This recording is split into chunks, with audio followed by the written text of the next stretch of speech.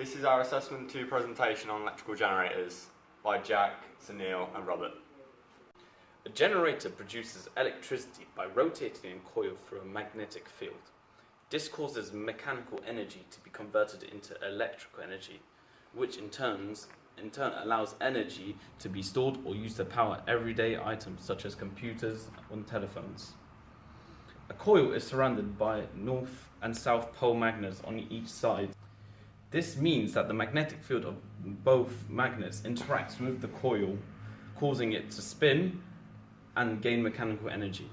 The rotation of the coil occurs due to Fleming's right-hand law, where due to the direction of the current on the circuit on each side of the coil and the magnetic field, the coil turns in a clockwise direction.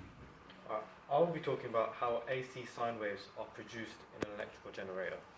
Sine wave is a fundamental type of alternating current and alternating voltage. Electricity supplied by power companies is in the form of alternating current and alternating voltage. Two machines, rotating electrical machines and electrical oscillators, produce sine waves. Rotating electrical machines are also known as AC generators. Generators convert rotational energy into electrical energy by rotating an armature through a stationary magnetic field. Now, an armature is just the rotating coils in the dynamo. So the armature is rotated through a stationary magnetic field. Each rotation of the armature produces one revolution, which is equal to one full sine wave cycle in a two-pole generator. Vp is the amplitude, but here the amplitude is the maximum on either side, so it can be positive or negative depending on the sine wave. Right, we can look at voltage in sine waves as a mathematical function. Vt is the voltage as a function of time, while Vp is the amplitude. Sine is just shows it as a sine wave.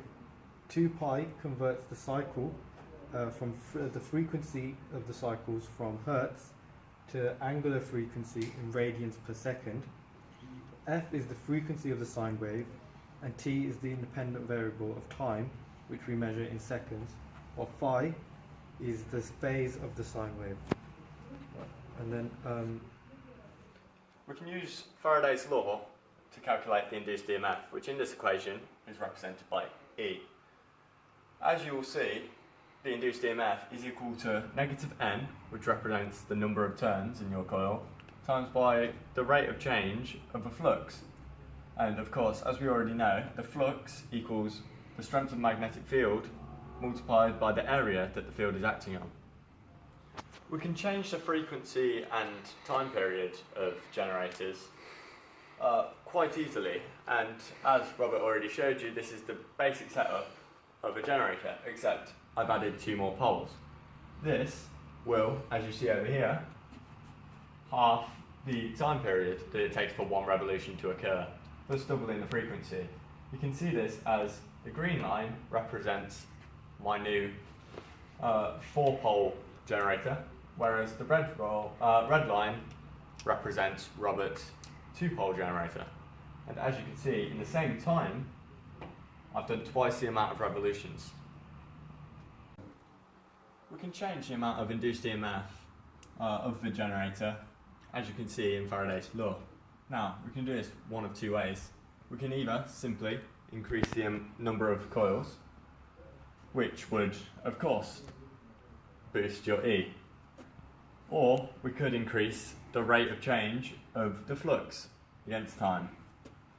Now, we could do this by simply making time smaller, meaning that we did the exact same amount of change in flux in a smaller time. Or we could just increase the flux at a faster rate. We can do this by using a stronger magnetic field. Or we could just put the same amount of magnetic field across a larger area, which would deliver the same output. from me, Sunil and Jack, I'd just like to say thank you very much for watching our video about electrical generators, and we hope that you learned something very important from today's video. Thank you.